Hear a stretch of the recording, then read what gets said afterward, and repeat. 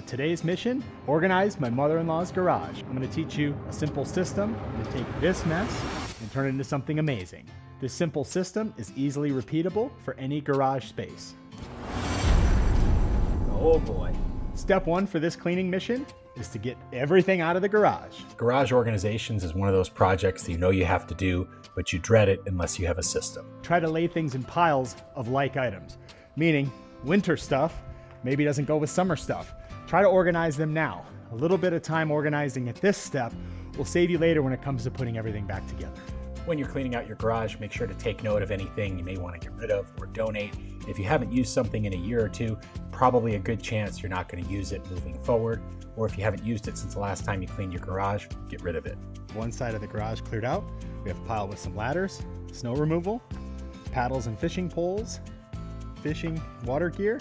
Then we have some food storage things here, emergency solutions and dry goods. So I'm thinking this will be sort of our pantry shelving area.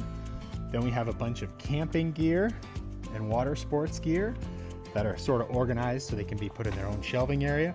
This is what the side of the garage looks like now that everything's been cleared out. You do want to protect where your electrical outlets are. So if you had anything that needed to be plugged in or wanted to be plugged in, you want to make sure you know where that is. We have one there, and then we have one over here, and then there's two in the corner over here. So now that we have one side cleared out, the next step is to clean it. Now don't go giving me any awards for being an amazing person for cleaning my mother-in-law's garage out. She actually asked me to do this a year ago and I told her I would, and it completely slipped my mind until she reminded me this spring. Now comes the planning phase. We're going to try to figure out exactly what's going to go where.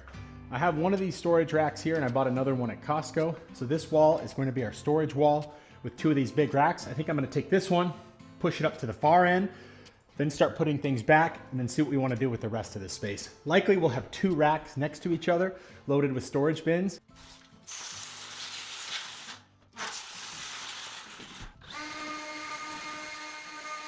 Next thing we're going to do is we're going to build this garage shelving rack. This is a Gorilla rack that was sold at Costco and should be pretty similar in size to that one right there. And I'm thinking this will either go right next to it, or we may leave a little bit of a gap here and then put the other rack in here and leaves us tons of storage here. Let's get to work. When building one of these racks from Costco, it'd probably be a good idea to have a second person to help you if you've never done it before. But I had built these racks before and felt pretty comfortable doing it myself. I swear, half the time it takes to build it is just getting it out of the packaging. Just a quick little building tip in general. When you're working with things that have tons of packaging and come in a gigantic box like that, save the giant box and then take all the packaging as you're going, throw it in the big box, because we're gonna have to take that to the recycling center anyway later.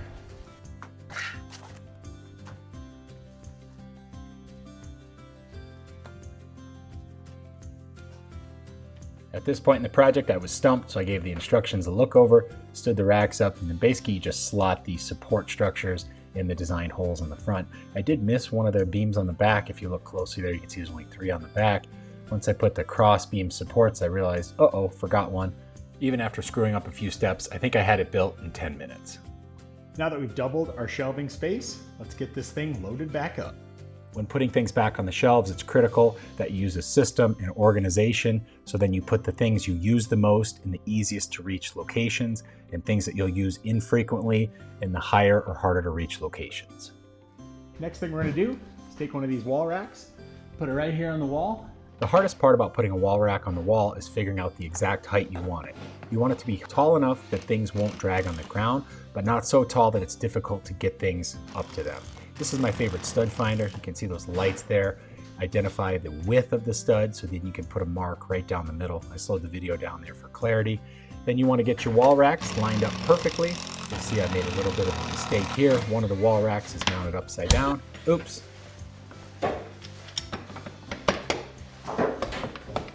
I put this one rack on upside down. Oh, you did? Yeah. Oh, no. I guess I'll have to take the other rack down and flip it around. With any construction project, you're sure going to have ups and downs. If this is the worst thing that happens on this construction project, I'll consider this a win. So we're going to try to have this be a full seasonal rack where she can have her snow shovels, her shovels, brooms, things ready to go and easily accessible. This section is now all of our sort of pantry type items, things like paper towels, storage stuff, emergency kits, ladders, things like that. This is more of our active use things, life jackets, camping, blankets, tie downs, bike stuff, inflatables, pool noodles, kind of the fun stuff in a grab and go section. And we have all our yard tools, all kinds of different things we can use here, shovels, rakes, snow shovels, things like that. And then all of our paddles, camp chairs, all sorts of things like that, all set, ready for action. Reminder that the garage is designed to store things for easy access. If you can see what you want, you can grab it and go. You can spend less time finding things and more time doing yard work and having fun. The key to a successful garage transformation project is having a plan, having a system. In this case, step 1, get everything out of your garage. Categorize them, organize them by how frequently you use them, how accessible do they need to be. Step 2, clean the garage. Get everything off the ground, clean it up as best as possible. Step 3, storage solutions. Wall racks, bins, storage racks, all kinds of different options for different size things. Step 4, get everything put back in, but have a plan and a system for where you're putting everything. Are these things that are going to be pantry items you're going to use every week? Are they camping things you're only going to use in the summertime? Are they emergency things you're almost never going to hopefully have to use? Think about them and then place them in the appropriate location. All told, this took us about 2 hours. This simple transformation will pay dividends moving forward. Thanks for following along. I'm Brad and this is Dad Ops. If you have any other thoughts or ideas, please leave them in a comment below. If you enjoyed this video and plan on putting it to use, please consider a like and subscribe. Now go get it.